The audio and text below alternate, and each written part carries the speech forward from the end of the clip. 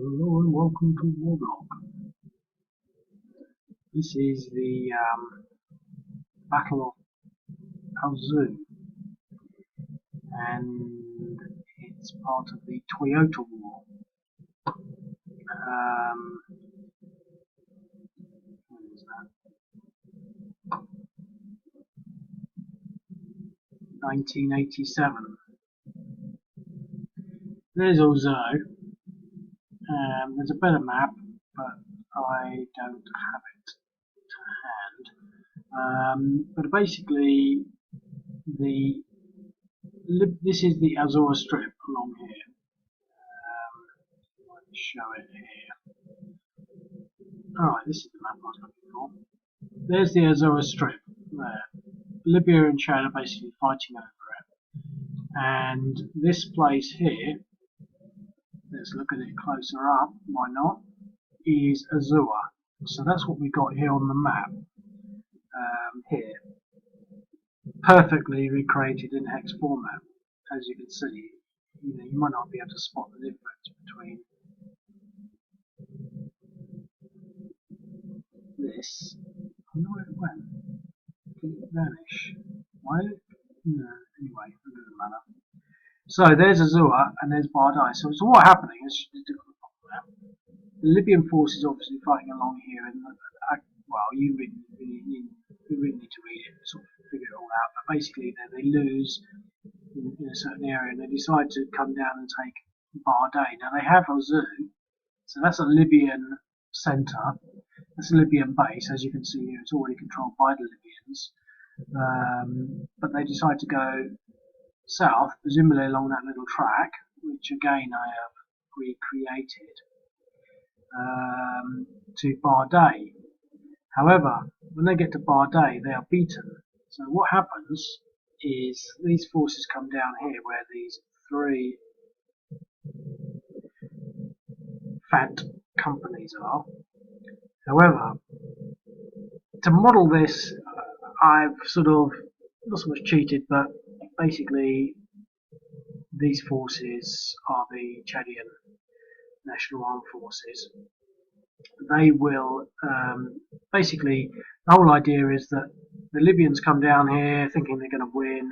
They engage these, and they will be forced to retreat.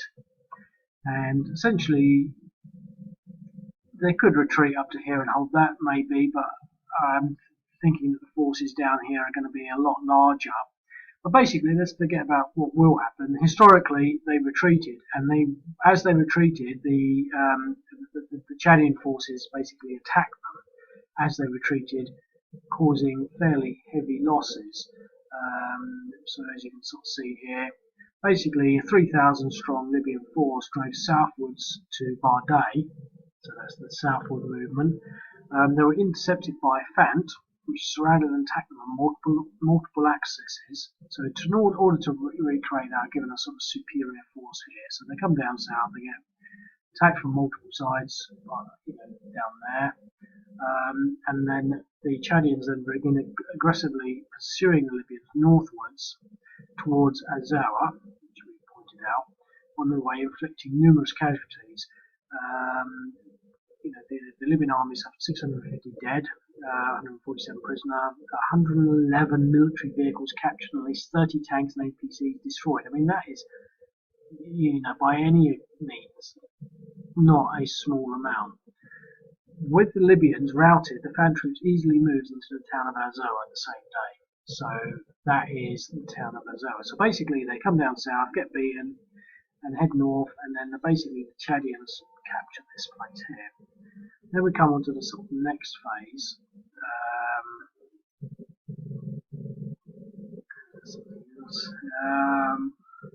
The loss of Azora infuriated Libya's leader, Muammar Gaddafi, who ordered its recapture. So then he sends, whoever that is, 15,000 troops to retake the town. The Libyans began to bombard the town with artillery and airstrikes to soften up Chadian positions. It's all very basic stuff, but despite the bombardments, when the Libyans finally attacked on August 14th, they were repelled by the Chadians. they try again and lose. And on the third time, they basically manage to retake Azoa, etc., etc. And they managed to keep it. The Azoa dispute was concluded for good on the 3rd February 1994. So they keep it. They take it in 1987. Well, I'm assuming they do because I've read it, and obviously, when judges of the International Court of Justice, by a majority of 16 to 1, decide that the Azure Strip belongs to Chad. So they're monitored by international observers. The withdrawal of Libyan troops from the Strip began. So basically, they keep it until the International Court of Justice rules that they can't have it. So they did have a legitimate claim to it. The Strip along there. I mean, there is, if you read elsewhere, there's a historic precedent to why they believe it's there. It's something to do with the agreement that was made in 1930. But yeah, so that's basically that. So that's the sort of background. First player is the Libyan. So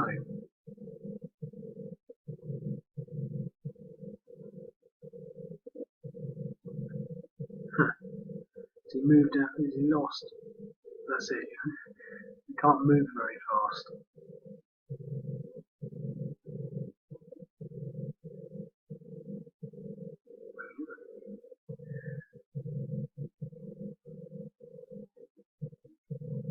Now I've put the artillery as mechanised artillery or mobile artillery. Now I'm a bit concerned that the artillery just can't move through the mountains.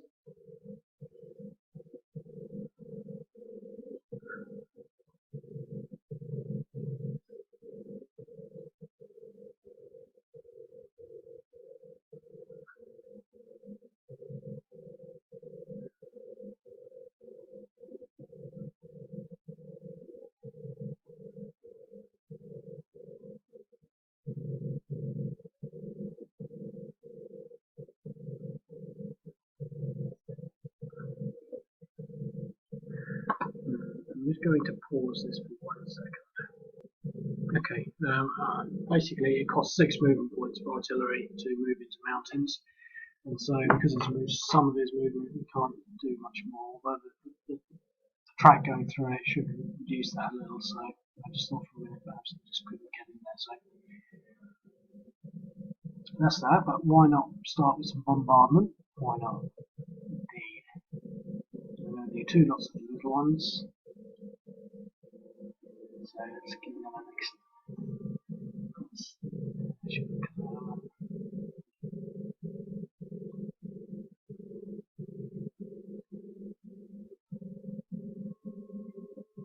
So they should be fatigue 4. That's good. Pressed 4. But, they're supposed to be sort of winning, so that's the Libyan army turn. So we're now on to the Chadian turn. One thing to note about the Chadian forces, because the number of aircraft they have, these are French aircraft. Now the French agreed, basically they supported the Chadian army, Chadian National Armed Forces. The French were supporting them. However, they did not support them into Azore. Now these have 10 airstrikes, which is sort of basically reflects sort of the period up to when they start to attack Azore. When the French stopped providing them with air support. Yeah. Now I am going to be changing the artillery rules and the airstrike rules a little bit, perhaps, because just to maybe sort of put it into perspective, if I send these units against this huge stack here, because it's a huge stack, they will be on the sort of table. They won't do very well, but that's actually not really, doesn't really make a lot of sense. My thinking is the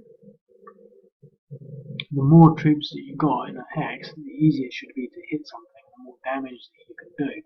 So I'm going to be changing it. I don't want to go through everything how I'm going to do it, so I don't even know how I'm going to do it at the moment. But basically, if a unit's on its own, it's going to be harder to hit them. If there's 2 units, you're going to get sort of an equal sort of chance of doing some damage. If you've got more than 2, or something like that, so you've got 6 or something in a hex, you stand basically a chance of hitting some of them, but doing fairly reasonable damage. So you'll be basically, you won't be trying to fight against all of them in the odds table. So it's not as though you're going to get. So you might be just causing damage to units regardless. The defensive factors might really be based when it's artillery and airstrikes on say the armor value, or whether it's mechanized or armored, etc. But you won't be able to do sort of damage across all units, and not all 6 units will be damaged. You will basically, if there's 6 units in there, you will probably damage 1 or 2, maybe 3 or 4, possibly. It'll be like a 10% chance of getting the 4th one, so it's going to be pretty rare. But you won't be able to get all 6, but you won't be fighting against the odds on all 6. So it's going to be a sort of sliding scale, where if you're just going up against a company in a large hex, it's actually going to be a little harder to actually hit them, because you won't be able to locate them. So, but that's just a bit of a preamble on something else that the people that look at this video for next year will now know. I'm going to leave those there because I want to recover them.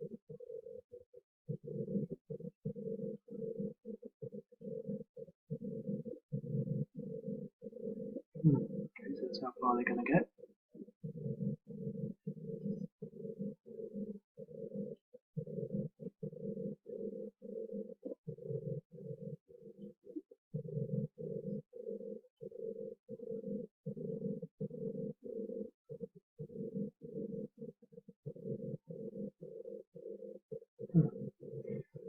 Now I've given the Chadian units slightly faster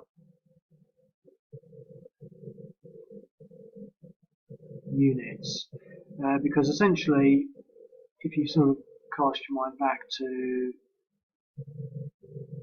this here, which is the Toyota War, it's really quite interesting, really. I mean, there's a Toyota pickup with lots of Chadian soldiers on it, but it was called the Toyota War, and you can't say this is not a learning experience. You go through all these battles. I mean, because basically the Chadian Chadian soldiers, this is the Chadian armed forces, isn't it? They used Toyota pickup trucks, and it's used as technicals to provide mobility for the Chadian troops as they fought against the Libyans. But I'm not sure whether it is in here.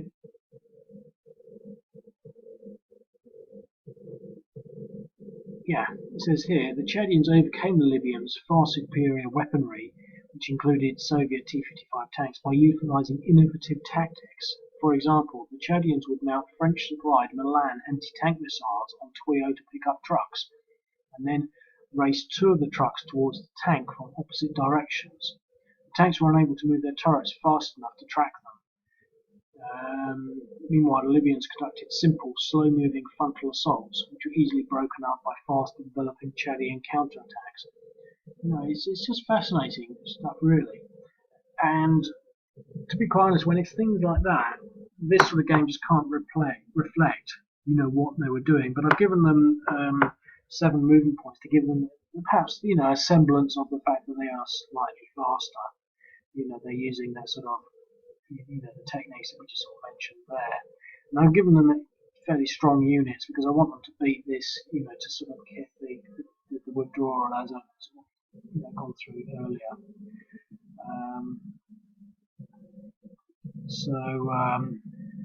Yeah.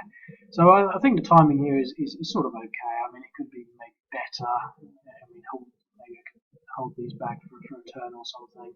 But basically, we know the plot, so to speak, and so going up, possibly the last video. I might do another one. Yeah. So I'll see you later.